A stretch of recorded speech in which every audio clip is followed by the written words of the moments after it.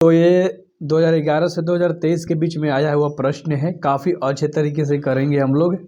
अच्छे से बस आपको सुनते हुए चलना है। अगर आपको याद होगा तो बहुत अच्छी सी बातें हैं, नहीं याद होगा तो याद हो जाएगा, कोई दिक्कत नहीं है। थाने के एसएचओ का क्या नाम था? थाने के एसएचओ का नाम था राघवेंद्र प्रसाद सिंह। याद रहेगा क्या?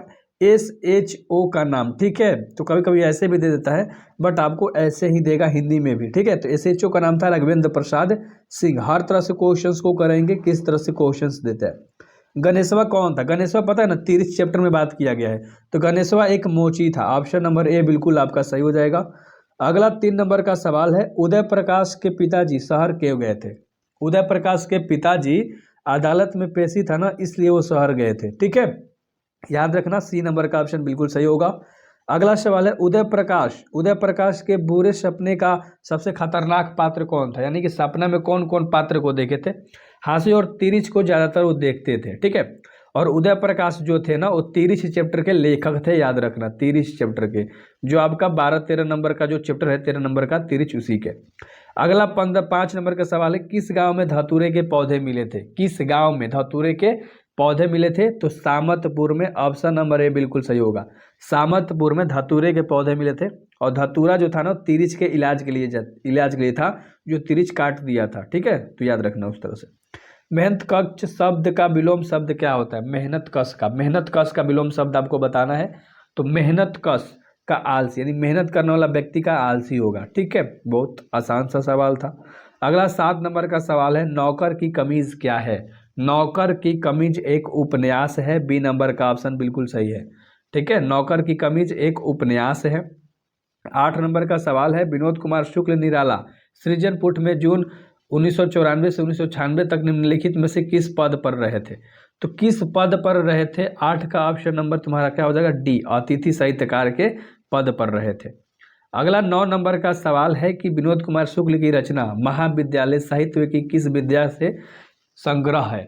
तो ये 9 नंबर का जो क्वेश्चन है ना, उसका जो कहानी संग्रह है, ठीक है। विनोद कुमार शुक्ल के द्वारा जो रचा गया है महाविद्यालय, यह एक कहानी संग्रह है। बी नंबर का ऑप्शन आपका सही हो जाएगा।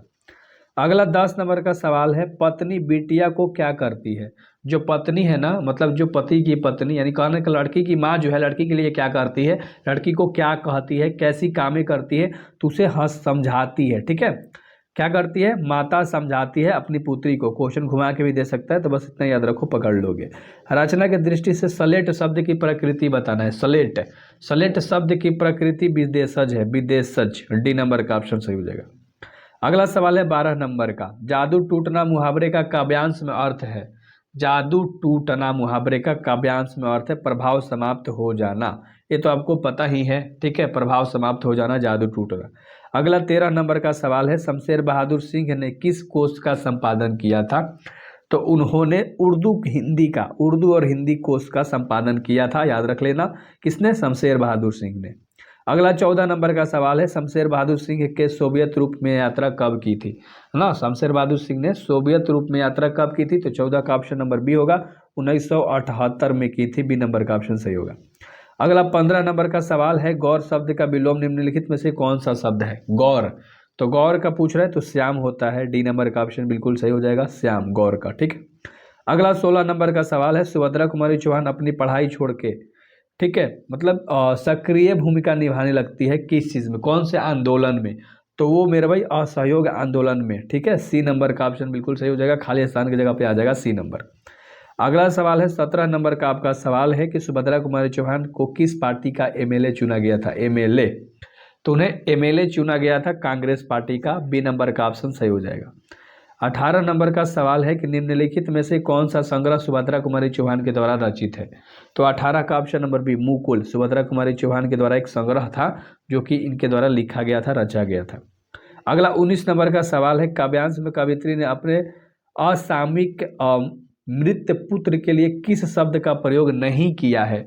नहीं किया है, तो देखो 19 का ऑप्शन नंबर, पहले तो 2 गौर देख लो, छौना, खिलौना, और आगे मैं दिखाता हूँ, खोया हुआ, खोया धन या अनमोल रत्न। तो अनमोल रत्न, ठीक है। डी नंबर का ऑप्शन सही हो जाएगा।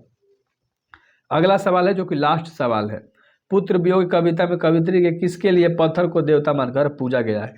तो ये पुत्र वियोग में, ठीक है, चैप्टर ही है आपका पुत्र वियोग है, ठीक है। तो देखो इसमें ना पुत्र के लिए कहा गया है, डी नंबर का ऑप्शन बिल्कुल सही हो जाएगा।